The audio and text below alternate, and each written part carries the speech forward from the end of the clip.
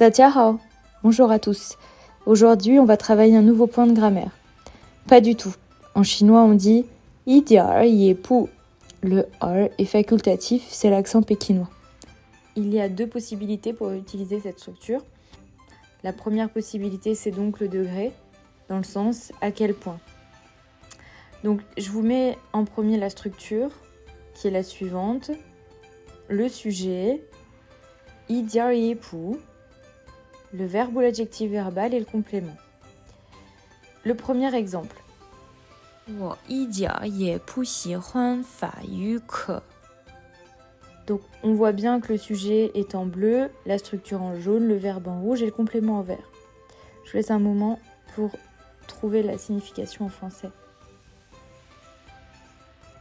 Oui, cette phrase veut bien dire « Je n'aime pas du tout le cours de français ». Le deuxième exemple, 李老师一点也不会说日语. Comme tout à l'heure, je vous laisse un moment pour trouver la traduction de cette phrase. Et oui, la traduction de cette phrase était « Le professeur Lee ne sait pas du tout parler le japonais ».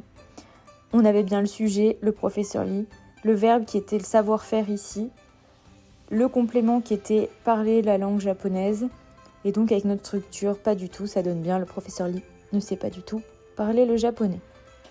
Ensuite, on utilise cette structure pour exprimer la quantité.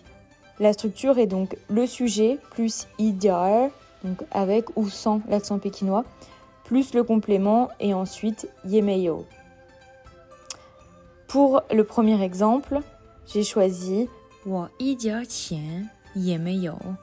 Je vous laisse un moment pour trouver la traduction de cette phrase.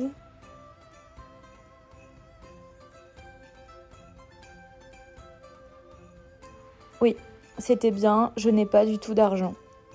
Le sujet est je, le verbe avoir, le complément c'est quoi? C'est l'argent. Et donc pas du tout, je n'ai pas du tout quoi d'argent. On voit bien ici que le nom va se mettre juste derrière idian. Cette structure est un peu plus difficile. Regardez l'exemple suivant. 今年一点雪也没有. Alors, à votre avis, que signifie cette phrase?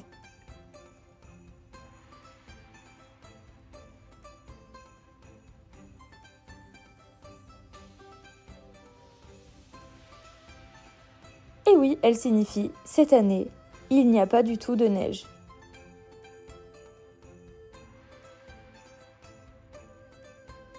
C'est terminé. Et voilà, vous venez de découvrir les utilisations de idiar ye pu.